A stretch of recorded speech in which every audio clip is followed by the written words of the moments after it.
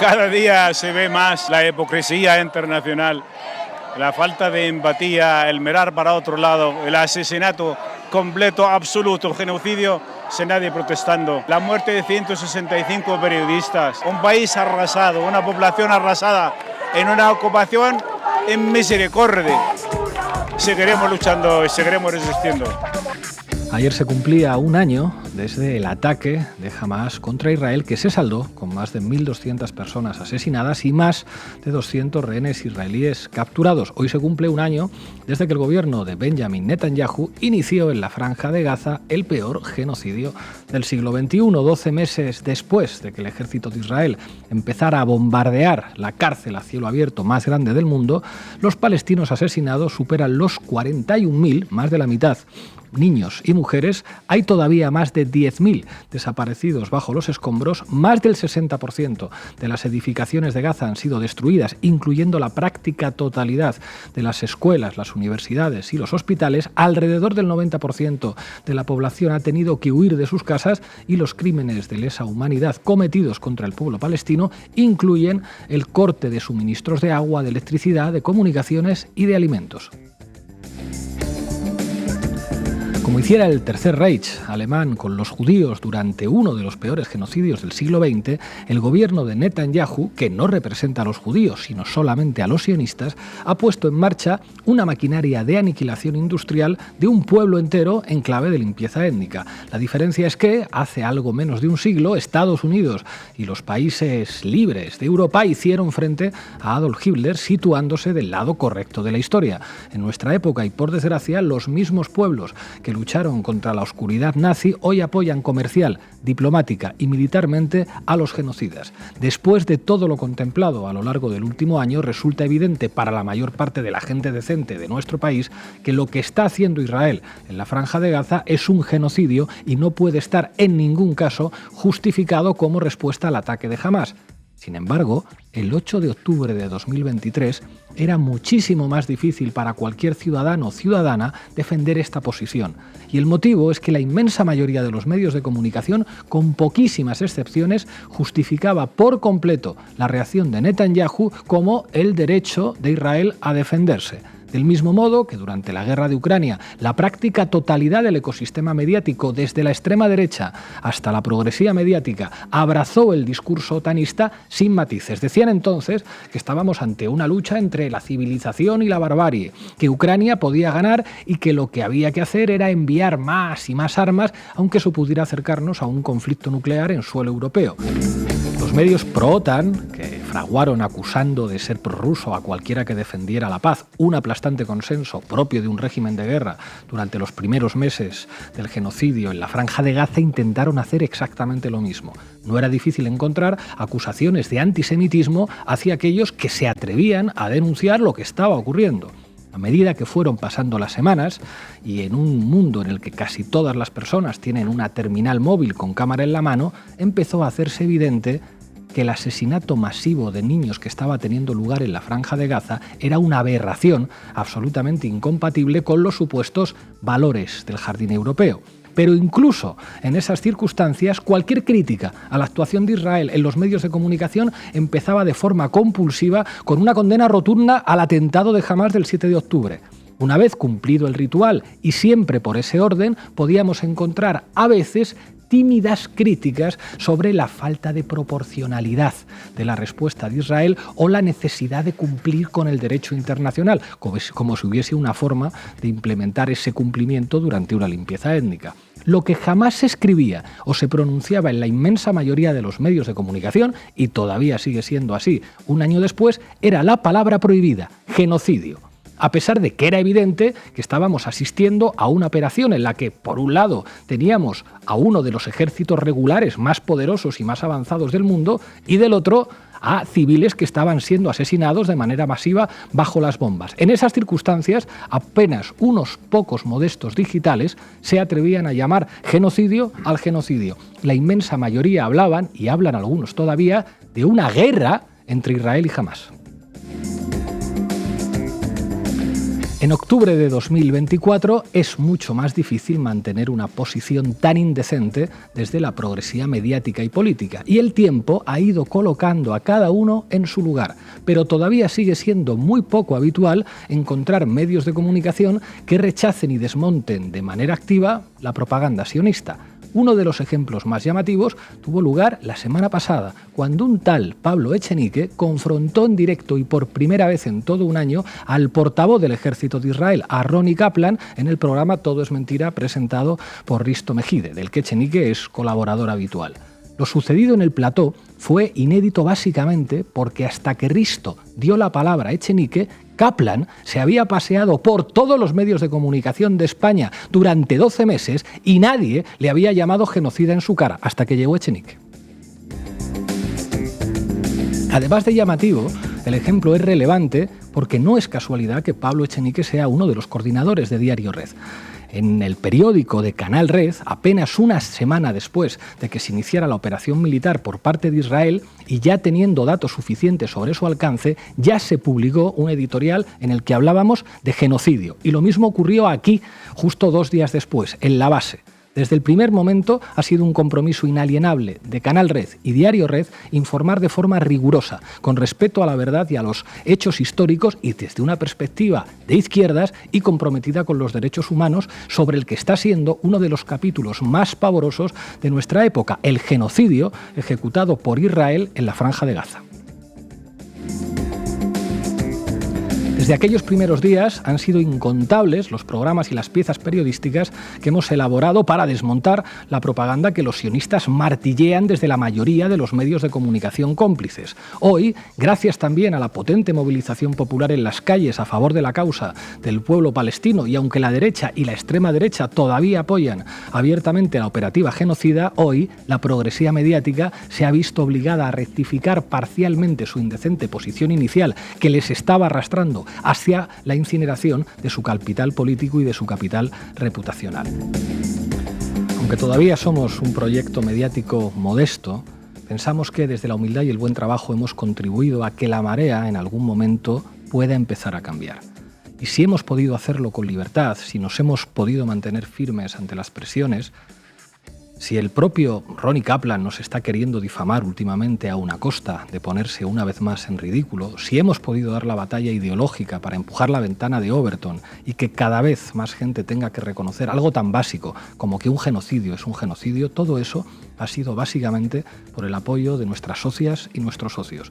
Por eso, si ya colaboras con una cuota mensual, te queremos agradecer de todo corazón que formes parte de este proyecto. Y si todavía no te has decidido, te animamos a que lo hagas. Ellos tienen todo el poder militar, económico y mediático, pero nosotros y nosotras estamos comprometidas con la verdad. Bienvenidas y bienvenidos a La Base. La Base.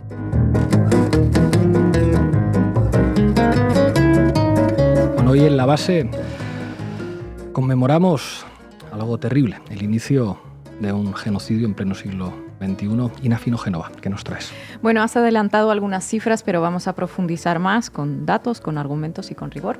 Adelantábamos también algunas claves del comportamiento de los medios de comunicación. ¿Qué ha cambiado en este tiempo, Manu Levín? ¿Qué ha cambiado?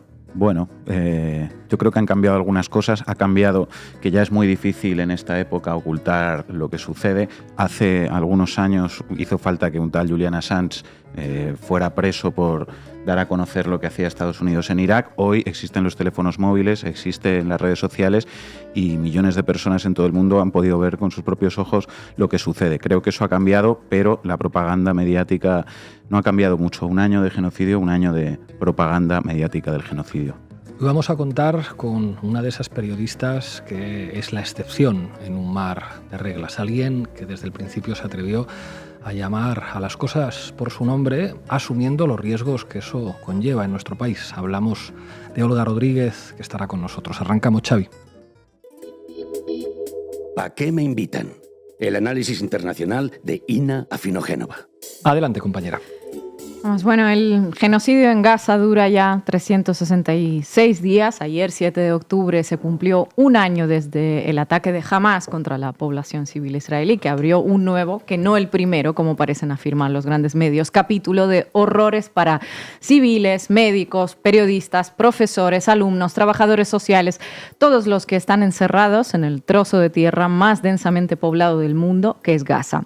Es necesario echar mano de algunas de las cifras para dimensionar la catástrofe y la vergüenza internacional que representa.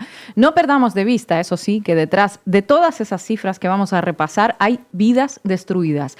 El Ministerio de Salud de Gaza, la única entidad que ha estado dando cifras durante este tiempo, calcula que más de 41.000 personas fueron asesinadas. 41.000 personas en 366 días. Aquí un inciso.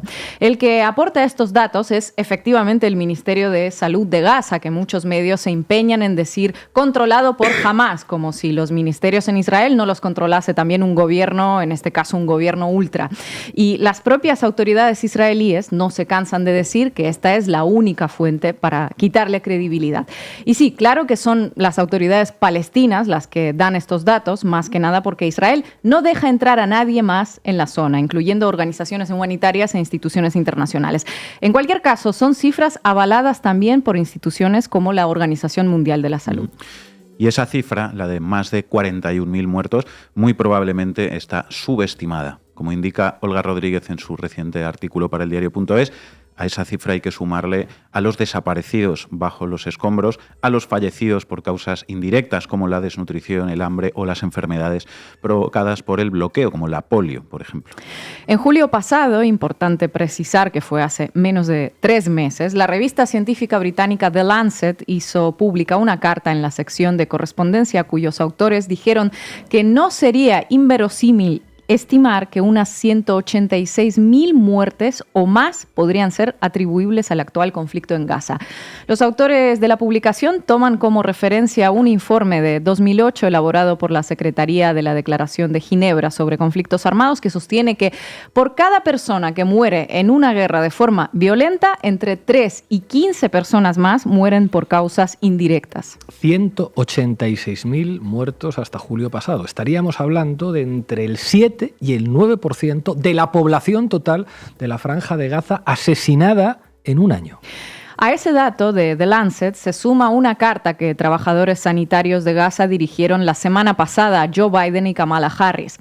Ellos, a su vez, arrojan una cifra de 118.909 muertos en todo este tiempo. Aclaran desde primer párrafo que son observadores neutrales e independientes, que ninguno apoya el ataque de Hamás del 7 de octubre, que sin esto igual la carta ni llega a ser publicada, y dicen que con escasas excepciones en Gaza todos están enfermos, heridos o ambas cosas. Todos los trabajadores humanitarios nacionales, todos los voluntarios internacionales y probablemente todos los rehenes israelíes, que recordemos que aún quedan más de 100 personas en manos de Hamás. Todos los hombres, mujeres y niños. Tenemos evidencia fotográfica de desnutrición potencialmente mortal en nuestros pacientes, especialmente niños, que estamos ansiosos por compartir con ustedes, añaden. He aquí las causas indirectas de las que hablan médicos y científicos. Todos los que atendemos en urgencias, cuidados intensivos o en un centro quirúrgico tratamos a niños preadolescentes que recibieron disparos en la cabeza o en el pecho de forma habitual o incluso diaria.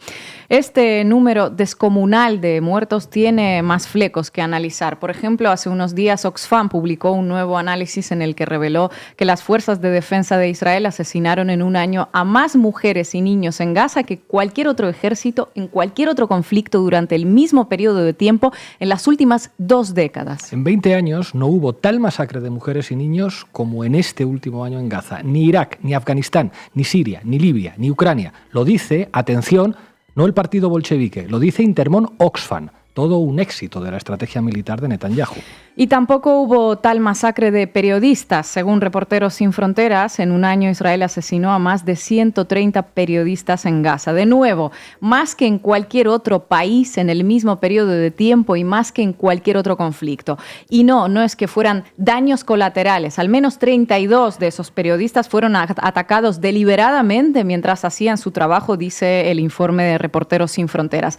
Al ritmo de periodistas asesinados, pronto no quedará nadie para informarte. muerte, concluye la organización. Claro, porque más allá de asesinar a los periodistas que se encuentran allí, Israel vetó el acceso a Gaza de la prensa internacional. Lleva a grupos de periodistas de grandes medios de información de giras por los túneles de Hamás para asegurarse de que el relato lo controlan ellos. Algunos medios no han dejado de sacar a Ronnie Kaplan, el pacifista, para que cuente la verdad de las fuerzas de defensa de Israel en horas de máxima audiencia. Pero no dejan, sin embargo, a los periodistas comprobar esa verdad desde el terreno. Vaya, ¿por qué será? No seamos mal pensados, ¿no? Seguro que es que no tienen nada que ocultar los israelíes. Seguro. Y podemos seguir dando cifras, porque hablamos de Gaza, pero hay que sumarle el Líbano a estas alturas. En unas semanas, de lo que los medios de información llaman incursión o penetración, fueron asesinadas ya 2.000 personas y más de 1 millón se vieron forzadas a abandonar sus casas. De nuevo, todo un récord de asesinatos. La invasión del Líbano de 2006 duró 33 días y dejó un saldo de muertos menor que el que estamos presenciando ahora en un par de semanas. Y no solo es la muerte, es también la absoluta devastación que el Estado de Israel y su ejército están dejando. Insinuaba Netanyahu frente a la Asamblea General de la ONU el otro día, con mapas de países malditos y países benditos en manos, si recordáis, lo comentamos aquí, que el objetivo de su gobierno es convertir a Israel en un puente entre Asia y Europa y construir allí donde ahora mismo está dejando tierra quemada y cadáveres apilados, gasoductos, cables de fibra óptica y ferrocarriles. Por cierto, un inciso para hablar del tratamiento de los medios. Imaginen esa terminología de países malditos y benditos usada por un dirigente de un país islámico en la Asamblea de las Naciones Unidas, las coberturas de las que habríamos disfrutado, ¿verdad? Y los sesudos debates sobre teocracias a los que habríamos asistido. No recuerdo yo que nada de eso haya sucedido con Bibi. Yo tampoco. Bueno, pues antes de que allí en esos territorios que tiene Bibi dibujados en sus mapas imaginarios aparezca algo, aunque Estados Unidos cubra a Netanyahu con miles de millones de dólares, según estimaciones de las Naciones Unidas, se necesitarán casi 15 años solo para retirar los escombros que dejaron los bombardeos israelíes. 15 años solo para despejar la destrucción. La mayoría de los edificios de Gaza están destruidos o dañados, tanto por los bombardeos aéreos como por las incursiones terrestres. La mayor parte de la infraestructura civil, universidades, edificios públicos, hospitales, mezquitas, tierras agrícolas están destruidas o dañadas. Disculpen por lanzar tanta cifra, pero son absolutamente necesarias y más, insisto, pensar que detrás hay vidas reales. Para mayo de este año, en 7 meses de ofensiva, Israel había lanzado sobre Gaza 75.000 toneladas de bombas. ¿Cómo dimensionamos una cantidad de bombas así? Bueno, pues estamos hablando de 36 kilos de explosivo por cada palestino. Imaginen eso en cualquier otro contexto. 36 kilos de bomba per cápita. Las bombas ya sabemos dónde están hechas, ¿verdad? Sabemos hasta el sello de fábrica. Si no vieron nuestro programa la semana pasada sobre el informe que sacó el Centro de las acerca de la banca española vinculada con la financiación del genocidio, véanlo. Pero claro, las bombas son made in USA y ninguna sorpresa con eso. Compañías como Boeing, Lockheed Martin o RTX se llevan la mayor parte del beneficio, ya sea vendiendo o entregando a Israel en concepto de ayuda bombas que luego son lanzadas sobre los palestinos. Así como desde los aviones desde los que se lanzan esas bombas, los tanques que arrasan barrios enteros y toda una serie de armamento que enumeramos en aquel programa. Dice Olga Rodríguez que precisamente son Estados Unidos los que han promovido la escalada bélica de este último año porque de haberla querido evitar podían suspender las ayudas militares y la protección política y diplomática a Tel Aviv. Pero no lo hicieron. ¿Por qué no? Porque el proyecto colonial de Israel forma parte de un proyecto neocolonial mucho más grande, el de Estados Unidos, con el que busca mantener su influencia en toda la región. Lo han estado declarando públicamente desde hace años o décadas. O es que nos olvidamos del famoso Israel es el mayor portaaviones estadounidense, no lleva soldados estadounidenses, es insumergible y está en una región crítica para la seguridad nacional. Lo dijo hace 40 años el entonces secretario del Estado Alexander Haig, designado por Reagan. Por no hablar del propio propio Biden, diciendo en 1986 que Israel es la mejor inversión de Estados Unidos y que si no existiera habría que inventarlo para proteger los intereses estadounidenses en la región. Las palabras se sostienen con los hechos. Desde la Segunda Guerra Mundial, Israel ha sido el mayor receptor de ayuda exterior de Estados Unidos. La totalidad de ayuda entre 1946 y 2022 ascendió a 243.900 millones de dólares. De ellos, 225.000 millones de dólares se destinaron al sector militar. Washington proporciona 3.600 millones de dólares a Tel Aviv anualmente. Lo hace desde los años 80, cuando firmaron el primer memorándum de entendimiento sobre cooperación estratégica. Desde 1999 firman esos memorandos cada 10 años y son esos documentos los que fijan esa asistencia militar anual. Además de esos 3.600 millones, en el último año la administración Biden proporcionó paquetes de ayuda adicionales, uno de esos primeros extras por 14.000 millones de dólares, el último de ellos por unos 8.700 millones, todo ello mientras amplía su propia presencia militar en el Mediterráneo. En estos meses Estados Unidos desplegó en la zona sus portaaviones, esos que ayudaron a Israel a repeler los ataques iraníes, escuadrones de cazas, a aviones de ataque. Y todo ello mientras vetaban resoluciones en la ONU que pedían un alto el fuego en Gaza. Algunas, como la de octubre de 2023, ni siquiera pedía un alto el fuego, sino una pausa humanitaria para que la ayuda pudiera entrar sin que a los palestinos les cayeran encima más bombas, pero esa tampoco fue aprobada. En diciembre de 2023 volvieron a vetar una resolución de alto el fuego inmediato. En febrero de 2024, nuevo veto al alto el fuego para no socavar las negociaciones en curso. No estaríamos contabilizando todas esas víctimas, no estaríamos enumerando toda esa destrucción, todos esos médicos, periodistas, niños y mujeres muertos, si no fuera por ese apoyo sólido e inquebrantable como una roca, como decía el propio Biden, de Estados Unidos a Israel. No, claro que no. Después de este repaso, la pregunta que tengo es la siguiente. ¿Qué pasa en Israel con esto? Pues mira, ayer justo el diario Haaretz compartía una encuesta del Instituto Israelí para la Democracia que dice que el 53% de los ciudadanos de Israel creen que la guerra en Gaza tiene que parar. Un 45%, eso sí, está siendo optimista con las perspectivas de Israel en la guerra, dice Haaretz. Signifique lo que signifique ese optimismo. El caso es que tras un año de masacre y devastación, más de 100 rehenes israelíes permanecen en las manos de Hamás, como ya mencionamos. Se calcula que la mayoría de ellos ya estarían muertos por los bombardeos israelíes o por esas causas indirectas de los bombardeos, hambruna, enfermedades, heridas.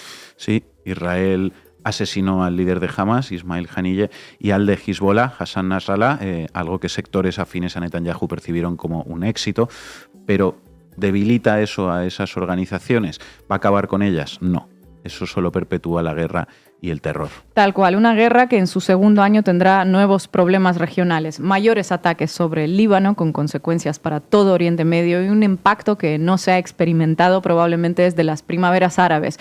Un eventual conflicto directo con Irán, con amenazas de atacar su infraestructura nuclear y sus instalaciones petroleras para socavar su economía. Y eso que la economía del propio Estado de Israel no está en su mejor momento pese a todo el oxígeno que le llega desde Estados Unidos. El prominente economista israelí Shir Heber publicó hace poco un artículo titulado La muerte de la economía israelí, en el que da unos datos para reflexionar. Más de 46.000 empresas han quebrado en Israel, el turismo se paralizó, la calificación crediticia ha bajado, los bonos israelíes se venden a precios casi de bonos basura y no hay perspectivas de recuperación. La mayor parte del dinero invertido en los fondos de inversión se desvió al extranjero porque los israelíes no quieren que sus propios ahorros estén vinculados al destino del Estado de Israel. Y sigue. La red eléctrica de Israel, que en gran medida ha pasado a utilizar gas natural, todavía depende del carbón para satisfacer la demanda. El mayor proveedor de carbón de Israel es Colombia, que suspendió los envíos de carbón a Israel mientras continúe el genocidio. Después de Colombia, los dos siguientes mayores proveedores son Sudáfrica y Rusia. Sin electricidad confiable y continua, Israel ya no podrá pretender ser una economía desarrollada. En una entrevista al Jazeera, este economista dijo que los países que cometen genocidio también cometen suicidio. Así que, según esta teoría, el camino iniciado por los dirigentes de Israel a 366 días del inicio de su supuesta guerra contra Hamás parece tener un destino claro si no deciden cambiar de rumbo. Gracias, compañera. No damos abasto de matanza de los americanos, de los israelíes. del mundo civilizado europeo que practican las masacres contra los palestinos, y nosotros también vemos que el gobierno español está colaborando mucho con esa matanza y con estas cosas, y esperamos que sea la cosa más leve. Manu Levín, adelante. Adelante, compañeros. Titulares al banquillo. El análisis mediático de Manu Levín. Dale al play, porfa, Rocío. ¿Qué tal? ¿Cómo están? Bienvenidos a todos los que nos seguís en el canal de televisión de Televisiones Conectadas del País, también los que estáis en directo en El País, en Cadena SER o en el HuffPost. Ha pasado un año y la guerra no ha hecho más que complicarse. Ahora mismo esta es imagen en directo del mismo lugar donde se produjeron los ataques de Hamás hace justamente un año. Hoy no hablamos solamente de eso, hablamos también de Líbano, hablamos de Irán, hablamos de Yemen, hablamos de Cisjordania. En definitiva, un conflicto que no hace más que complicarse, que no tiene tregua y que ha provocado en la respuesta de Israel ya más de 40.000 muertos, fundamentalmente en la Franja de Gaza. Todo empezó ese 7 de octubre del año 2023. Un año de guerra se podía leer también en pantalla. Esto es El País y la SER. La guerra, el conflicto, no ha hecho más que complicarse. Respuesta de Israel, todo empezó el 7 de octubre del año 2023. Un año de genocidio en Palestina y un año de propaganda mediática del genocidio indistinguible ya en España y en Europa entre los medios de derechas y los supuestamente progresistas. El 7 de octubre surgió de la nada y fue sin más un atentado terrorista. El 7 de octubre marca el inicio del conflicto y de la guerra. Israel lleva un año defendiéndose del 7 de octubre. En Israel murieron civiles, en Palestina o Líbano mueren terroristas. Israel es una democracia. Israel representa nuestros valores y lucha por todos nosotros. Las matanzas de Israel son proezas tácticas y tecnológicas. Quien critica a Israel es antisemita. Israel está muy decepcionada con España. He aquí una breve sinopsis del relato siniestro que quienes seguís este programa ya conocéis bien y que en las últimas horas vuelve a desplegarse con toda su fuerza y desnudez a raíz de la efeméride. Radio Televisión Española, gobierna el PSOE en España. Testigo de la guerra en Gaza, un año del ataque del 7 de octubre. La historia volvía a repetirse.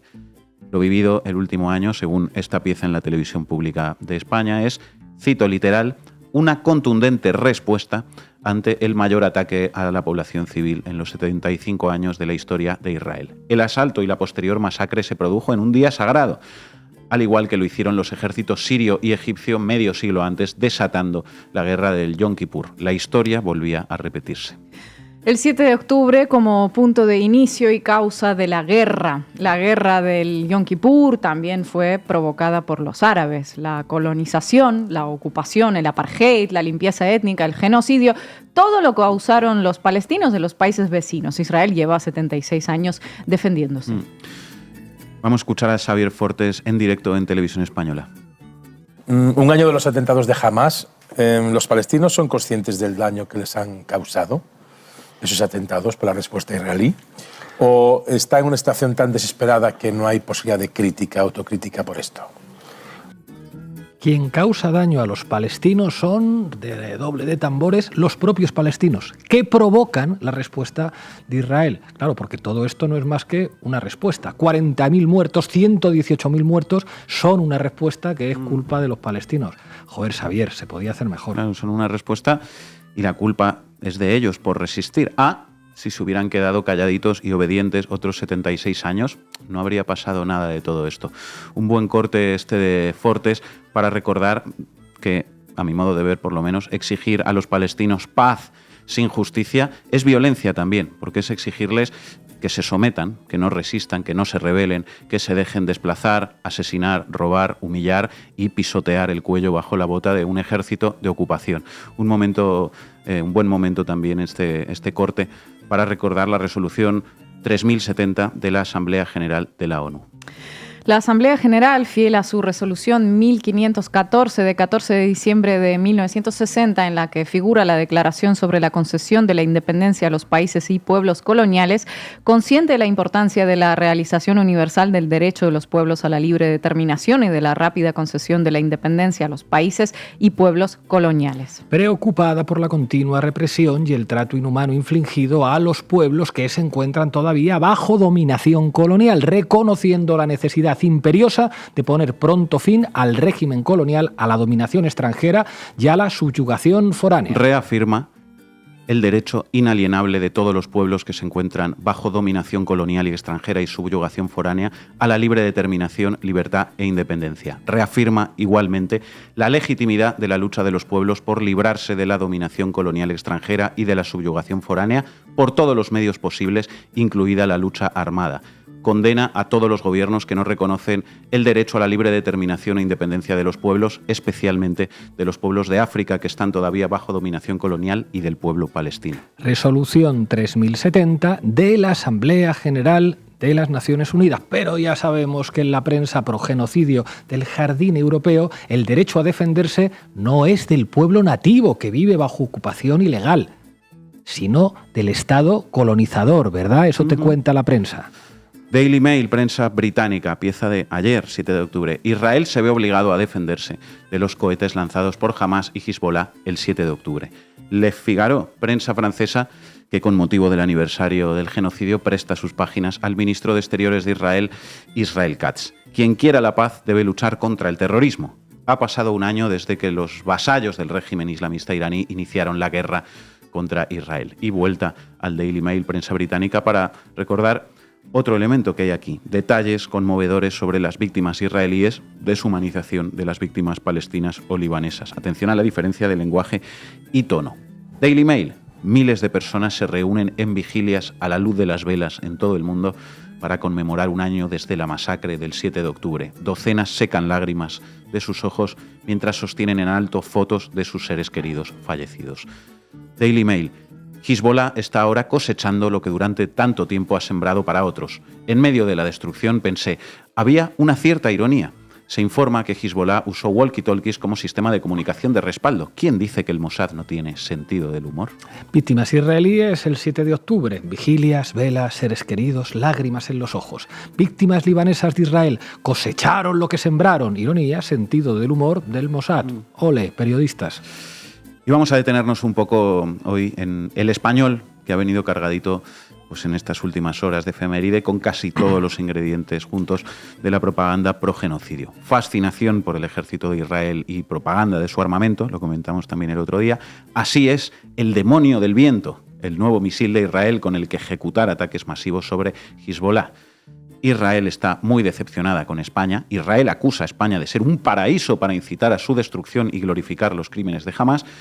Todo esto lo empezaron los palestinos, primer aniversario del devastador ataque de Hamas, que desencadenó una guerra que ha provocado protestas en todo el mundo y amenaza ahora con desatar un conflicto mucho más amplio en Oriente Próximo. Todo esto es una batalla entre el bien y el mal, en la que Israel representa un jardín también en medio de la jungla de su región. Israel no libra una guerra entre Oriente y Occidente, sino contra la civilización de los tiranos, titula El Español. Si Israel cae, nosotros también caemos. El 7 de octubre de 2023 quedará grabado como un punto de inflexión en la historia del siglo XXI después del 11 de septiembre y los ataques contra Francia en 2015 desde Charlie Hebdo hasta el Bataclan. Veo que esto último lo firmaba ayer en El Español un tal Manuel Valls. ¿Es el mismo Manuel Valls que fue primer ministro socialista de Francia y concejal en Barcelona por Ciudadanos? ¿El deportador de gitanos, el mismo? El mismo. Si Le Figaro ayer prestaba sus páginas a Israel Katz para que defendiera el genocidio, El Español hace lo propio con el deportador de gitanos. Un dato importante, en serio lo digo, para entender toda la carga de racismo y de supremacismo que hay aquí. Comienza Valls en El Español. El día siguiente al 7 de octubre es un día sin fin. Seguimos en ese día. Todo este año de genocidio es el día siguiente al 7 de octubre. Y si ustedes piensan que los 75 años anteriores pasaron antes de 2023, es que tienen una noción distorsionada del espacio-tiempo. Esos 75 años también fueron el día después del 7 de octubre. La ola de odio hacia los judíos y hacia Israel que se desató en el mundo desde el 8 de octubre con la ayuda de cómplices obscenos del islamismo, wokistas o ansumís, no ha dejado de causar daños considerables en nuestras sociedades. Repitan conmigo, amigos, todo aquel que critique a Israel odia a los judíos. Por eso es necesario defender el derecho de Israel a defenderse. Es incluso un deber de respuesta de un Estado democrático y protector hacia sus ciudadanos. Y mientras Israel lucha también por nosotros, por la defensa de nuestros valores, debemos ser un apoyo irreprochable.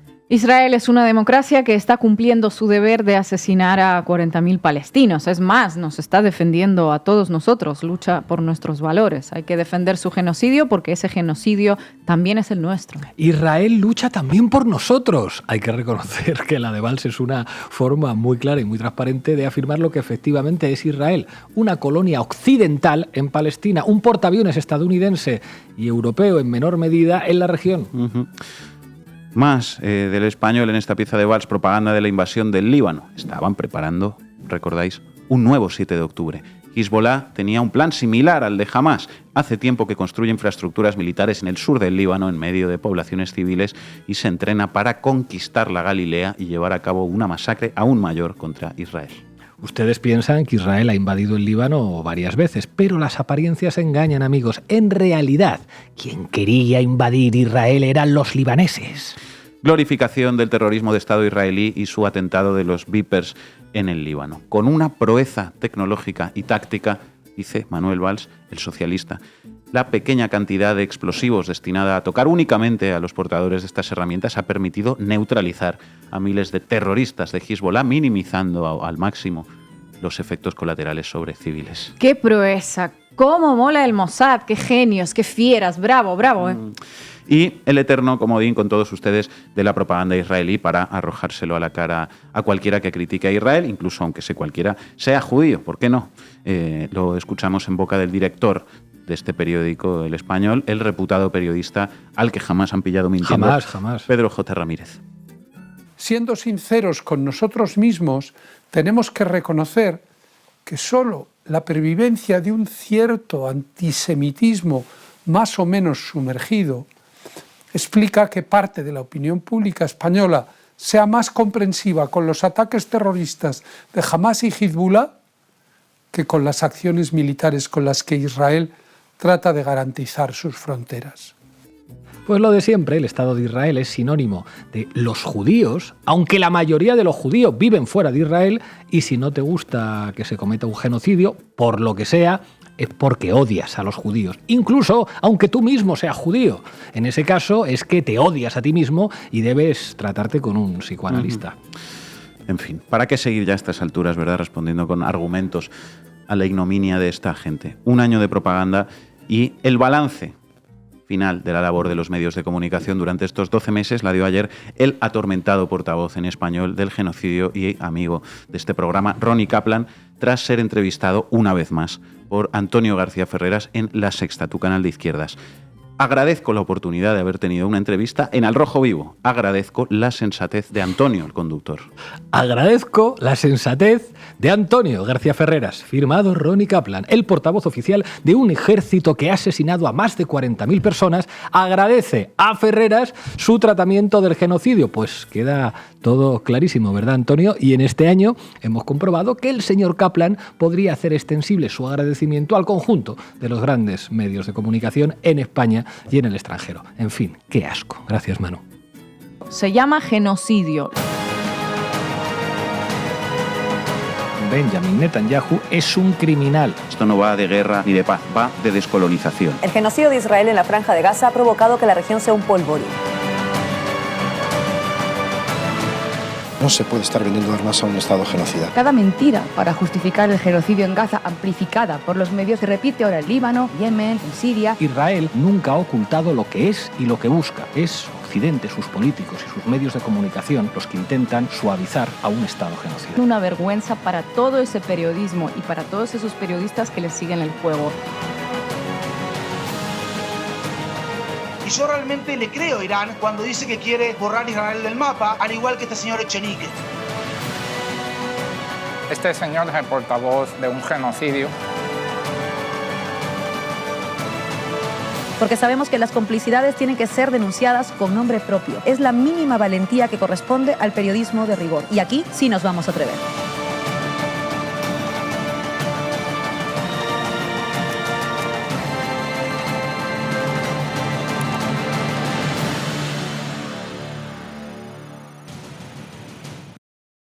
Bueno, hoy nos acompaña Olga Rodríguez, una de esas periodistas que se ha atrevido a lo largo de este año a decir lo que pocos periodistas dicen. Muchísimas gracias por atender a La Base y Canal Red. Hola, ¿qué tal? Es un placer. Olga, ¿por qué cuesta tanto que los medios de comunicación usen la palabra genocidio? Bueno, porque en muchos medios de comunicación hay una escasez de conocimiento del derecho internacional y de cultura de derechos humanos, lo cual facilita el sometimiento a discursos belicistas y, en este caso, al argumentario pro-israelí. Y porque también hay un desconocimiento profundo de la historia reciente y porque plegarse al discurso oficial de Estados Unidos y de gran parte del establishment europeo, por muy belicista o criminal que sea, no pasa factura, sale gratis. Es la vida fácil, incluso te dan premios posteriormente. Y porque en el pasado también hemos visto, ante otros grandes crímenes, que no hubo consecuencias. Es el marco de la impunidad que sigue conquistando nuevos espacios. Vemos que hay todo un sector empeñado en discutir que esto no es un genocidio, contribuyendo, por tanto, a minimizar los esfuerzos para detener este genocidio. Si no hay una denuncia contundente y acciones contundentes, si se da espacio a la duda continuada, esto va a seguir adelante, como vemos que sigue adelante.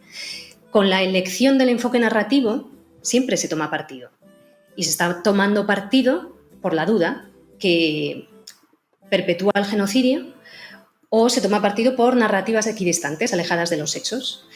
Por ejemplo, lo vimos tras la invasión ilegal de Irak. Aquellos periodistas que jalearon la guerra difundiendo las mentiras de las armas de destrucción masiva y planteándolo como una operación absolutamente necesaria para la supervivencia incluso de nuestra civilización, se nos dijo, no fueron cuestionados posteriormente. Siguen en sus puestos a día de hoy, siguen difundiendo. Ahora vemos que muchos difunden nuevas falsedades, defendiendo los crímenes israelíes y el genocidio, al igual que algunos políticos de entonces, que también los estamos viendo ahora con discursos que plantean la necesidad de este genocidio como si fuera una auténtica cruzada.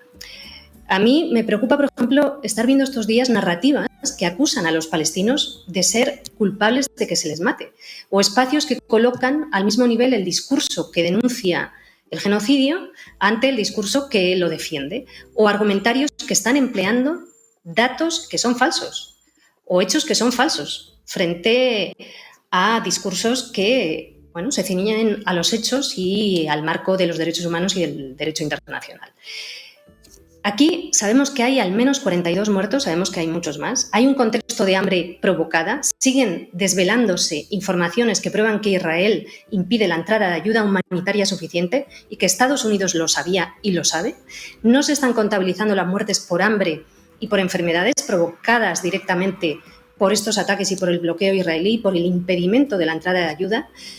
Hay los dos máximos grandes expertos en genocidio y holocausto, que por cierto ambos son judíos, hace tiempo que ya dijeron que estamos ante un genocidio y esto ha marcado un antes y un después en muchos espacios, pero muchos medios de comunicación lo siguen ignorando. Se llaman Omar Bartov y Ariel Neyer, lo han dicho. El Instituto Lenkin para la Prevención del Genocidio también denuncia que estamos ante indicios claros de genocidio.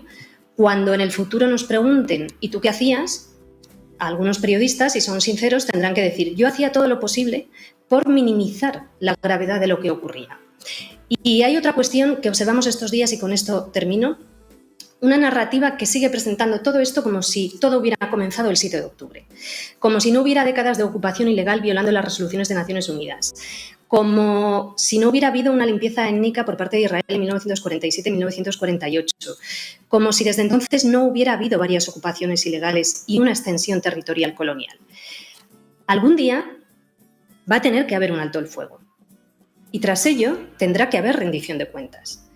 Y ahora en los tribunales internacionales están pasando cosas que no habían ocurrido antes, investigaciones que siguen avanzando a pesar de las amenazas y de las presiones. Nadie puede negar que los crímenes israelíes están produciéndose. Hay un informe detallado y riguroso de la relatora de Naciones Unidas, Francesca Albanese, titulado Anatomía de un genocidio, y se siguen acumulando pruebas. Y todo el mundo lo está viendo en tiempo real. Buenas tardes, Olga, ¿cómo estás? Muchísimas gracias por atendernos. Israel tiene menos de 80 años, es un instante, ¿no?, en términos históricos, con perspectiva histórica. Antes hablaba Ina del colapso de la economía israelí, del cierre de empresas, la fuga de capitales extranjeros. Hemos llegado a leer en el Haaretz, nada menos, que hay quienes allí piensan que Israel no llega al centenario. así lo cree también pues figuras como Ilan Pappé. Otros, sin embargo, creen que Israel se va a imponer. Yo te quería preguntar, tratando de imaginar escenarios futuros un poco desde esa mirada más amplia con perspectiva histórica, ¿cómo crees que va a evolucionar la situación en Palestina? ¿Cómo te imaginas tú el desenlace, el final, si cabe pensar en esos términos, de todo este proceso histórico? Va a depender de muchas cosas. Podemos imaginar muchos escenarios diferentes, pero estamos en estos momentos en un punto de inflexión, como en una rotonda, por decirlo así, que tiene muchos caminos y caminos muy diferentes. El camino de la impunidad es un camino que hemos visto que ha seguido avanzando y ampliándose en los últimos 25 años. Desde el impulso por parte de Estados Unidos de la llamada guerra contra el terror hasta ahora, el derecho internacional, que por supuesto siempre ha sido débil y de doble rasero, ha sido pateado y debilitado aún más. Y ahora desde sectores muy diferentes se está advirtiendo del riesgo de derrumbe del andamiaje construido tras la Segunda Guerra Mundial basado en ese derecho internacional y en la Carta Universal de Naciones Unidas de los Derechos Humanos. Por lo tanto, si seguimos sin adoptar medidas de presión que puedan detener los crímenes israelíes y el genocidio, esto puede seguir adelante. ¿Está dañando esto al Estado israelí? Sin duda. Hay repercusiones y daños en su situación económica, está perdiendo credibilidad, está recibiendo reacciones por parte de los vecinos árabes, incluso de aquellos con quien mantiene buenas relaciones, que les están advirtiendo de que tiene que parar, pero todo esto son palabras, no ha habido una adopción de medidas de presión real. Por lo tanto, los caminos pueden ser muy diferentes.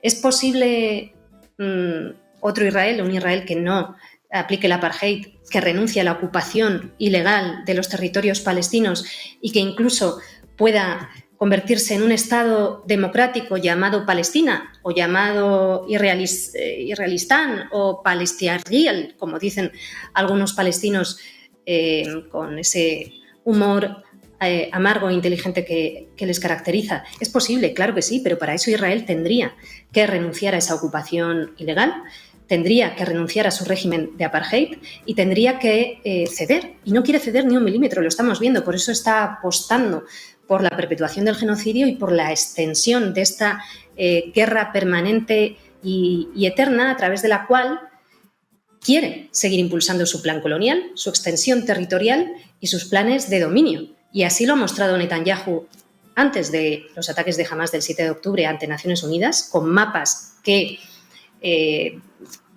hacían desaparecer a Palestina, como si los territorios palestinos fueran parte de Israel, de ese gran Israel, y así lo ha vuelto a hacer recientemente, mostrando otros mapas en los que además también traza rutas de fibra óptica, oleoductos y gaseoductos. Por lo tanto, el futuro dependerá de la presión que hagamos en las urnas, en las calles, a nuestros gobiernos, para que adopten todas esas medidas que aún no se han adoptado, desde embargo de armas hasta suspender la inversión y el comercio con Israel, que es una inversión y un comercio que contribuye a sostener la ocupación ilegal y el genocidio. Y esto lo acaba de pedir una resolución de Naciones Unidas, la Asamblea General de Naciones Unidas, donde, por cierto, España votó que sí. Creo que una pregunta pertinente al gobierno español es ¿qué va a hacer el gobierno español para cumplir esta resolución de Naciones Unidas que ha votado a favor y que pide el fin de la ocupación ilegal israelí y, entre otras cosas, a todos los Estados miembros de Naciones Unidas la suspensión del comercio y la inversión que pueda contribuir a la ocupación ilegal israelí? Olga, buenas tardes, muchísimas gracias por estar aquí, siempre un placer. Ahora que el genocidio, esta guerra de Israel contra todos entra en su segundo año, ¿qué escenarios se plantean para la región? Tenemos al Líbano, tenemos a Irán con estos intercambios de ataques. ¿Qué riesgos estamos encarando? Bueno, los riesgos son muy extensos, son muy numerosos. El riesgo de esta escalada que estamos viendo que ya se está produciendo. Estados Unidos sigue protegiendo a Israel, sigue facilitando armas a Israel, sigue facilitando una protección política y diplomática, se sigue manteniendo activo el comercio y las inversiones, como decía ahora, no hay sanciones, no hay presión. Israel busca una escalada mayor para diluir la cuestión palestina, para su política de hechos consumados en la región, busca transformar las fronteras en la región, busca transformar los mapas, esos mapas de los que hablaba ahora, busca extender su territorio y su política colonial. Con la invasión de Líbano, esta invasión ilegal que estamos viendo, con agresiones contra varios países como Yemen, como Irak, como la embajada iraní en Damasco o ese ataque en Teherán para asesinar al líder de Hamas, como en los propios territorios ocupados palestinos. En 2002, el primer ministro Benjamin Netanyahu, ante el Congreso estadounidense, presentó la invasión ilegal de Irak entonces como algo que sería muy positivo para la región y que provocaría un efecto dominó que tumbaría al régimen iraní. Y no solo no fue así, sino que aquello abrió la caja de Pandora, el infierno en la tierra, la fragmentación, el dolor, e Irán logró ampliar su capacidad de influencia en territorio iraquí hasta día de hoy.